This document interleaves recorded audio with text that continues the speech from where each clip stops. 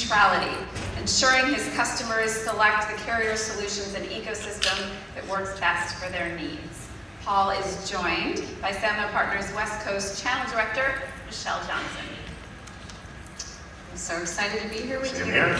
So it's pretty cool to sit up here with Paul, my partner at Defensive Networks. I'm excited to have them give us a little intel on what the customer and then dive into this with you.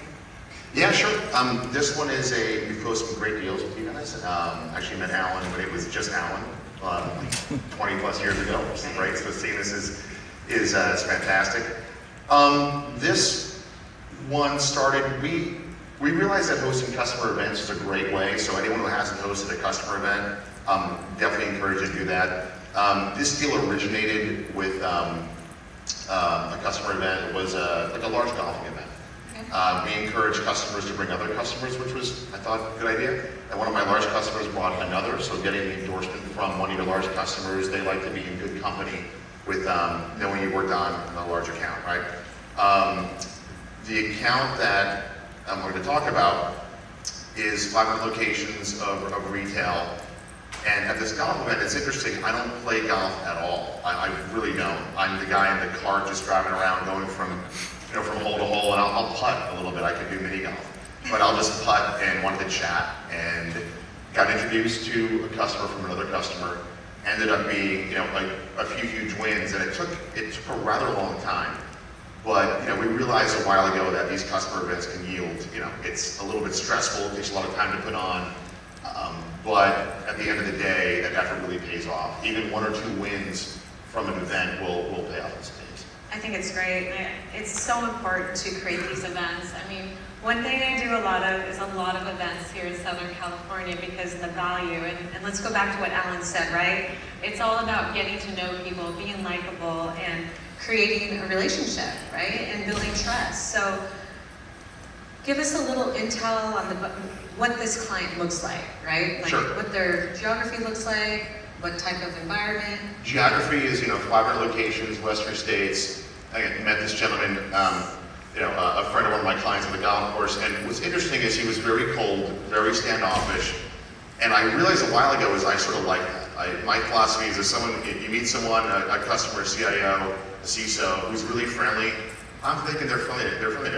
I'm not that special. But if they're really tough to crack, I kind of like that, because once they're in, they create a bit of a wall, like a psychological wall. I'm thinking, okay, well, crack this person, and then they're working with me, and they're going to keep other people at bay. I don't think that I'm that special. So we ended up I posed him on a meeting. I just said, let me just go for it, and I asked for a meeting, and he reluctantly said yes.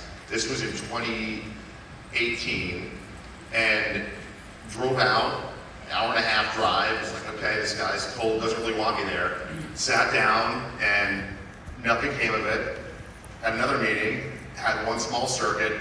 Third meeting, he said, come out, I have a project for you. He just said, we want to replace our UCAS, we don't like our provider.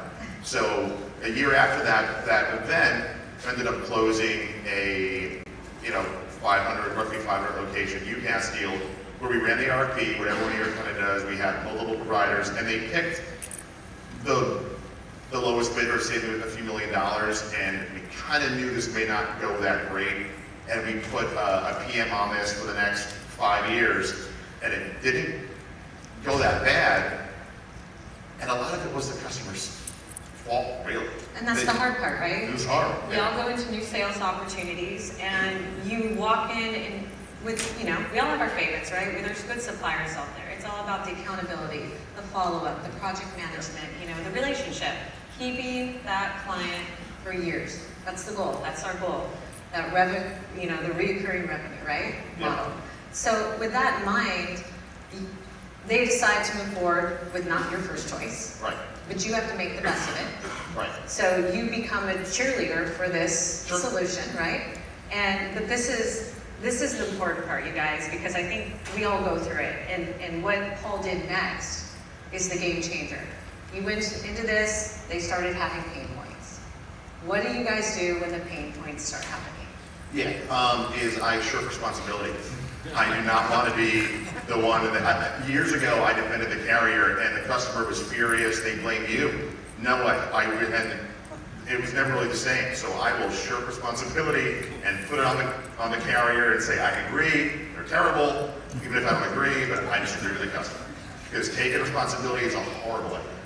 Just say, yeah, they suck, let's move on. And I think the customer was not right. So the customer didn't have inside wiring done, a lot of things that were customer delayed for a year at a time. Then they got mad out. They can't roll out, it's been years, and they've been only done a third of our stores. It was their fault. But I said, yeah, they suck, let's move on. So we... And a lot of people give up by now, right? This is when the new advisor comes in who promises the world, because a lot of times it's scary, right? That phone call, dealing with angry clients, but you guys rise above and give us that journey. We have 5 years. The one smart thing we did was we put a PM on weekly calls. One of the other gentlemen said that. That was really smart. Without doing that, we would have lost this deal. So 5 years in, we knew the issues. I thought a lot of it was customer not, being on a really slow schedule. But so my PM actually, I was on a few calls, and the PM said, Paul, they're looking around, like they're leaving. So and they had someone in kind of Gardner's Magic Quadrant they had picked, and I wasn't on that replacement deal. So I'm thinking 5 years, man, this is brutal. And I'm doing costs in my head. 5 years, PM's on the call for 5 years, not rolled out, never realized the commission. You calculated, going, okay, well, it's going to bill X amount. That didn't happen. So I just said, let's grab lunch.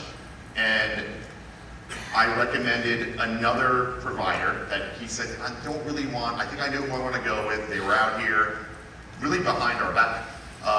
And it wasn't personal. He just said, oh, they reached out, and they were a loser 5 years earlier. And I run in another provider that I think is, everyone knows, I just won't say who it is, another provider, just to challenge, to show value. To say, I think you should really look at this other provider, kind of A and B, and we'll add 2 more, just so when you go to finance, you go to your leadership, you can show I went through, these 5, 6 providers. They ended up choosing the one that I run in, which showed value. Yeah. It was a really good deal. It was hard financial, but the provider that came in gave a really good financial model, because again, they chose cheap 5 years earlier. They paid a little more, but we threw in some extra incentives, some free months, for a year or so. And then we ended up getting not just the UCAS, the re-win, but also got contact center. Corporate was different than retail stores. They're doing corporate. So it ended up being a win. But the big thing was challenging him in that lunch meeting when he decided, he goes, I'm going to go to this provider. And we weren't integrated. I challenged it, and it went with my recommendation, and that was a huge success. So do you feel it was the relationship, the trust that you guys took? You were there through the slow install with the previous? Do you feel that having that project manager in place, the cadence, right? Cadence is so important, even if it's 15 minutes every 2 weeks, right? Yeah. Something, touch point. So do you think that's the deliverable that made the difference? Yeah, 100%. Okay. 100% that made the difference, and I'm basically still trying to get paid out 5, 6 years later on the original deal. It's not the way it rolled out. This one's going to roll out. We're confident this is going to finally roll out. And the best part is that they said, well, we also want to do cost replacement. So we went to Sandler, and we don't really sell that. So went to Ben, went to you, and went to Ben, and we just won that as well. That's awesome. So I love your story, honestly, because it resonates. And it feels like something I think we're all in all the time. And again, it's the relationship piece. It's showing up. It's taking the calls when, so let's go back to what Alan's theme is, right? It's all about relationship. And you stand at the test of time, and you brought them the value. Let's talk about how you're going to manage this going forward. Like, what's the landscape going forward to make sure that this client is always coming to you? Like, what's your plan?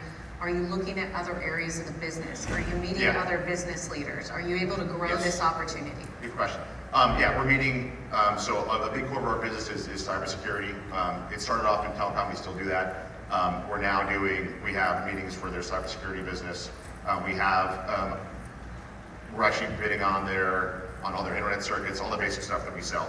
So like this, but keeping a PM on the rollout for all this time has been huge. It's hard to let that out. So and keep in mind, everyone, there's project management as options within a lot of our suppliers. So that's a conversation to have with your channel director. right? Just Yep. be open, bring us in, let us know what the challenges are, and we can go to market together. Well, thank you so much. And don't let him blame me for bad stuff, blame Yeah. the carrier. It's not you. Blame the carrier. It doesn't go well at all. It doesn't go well.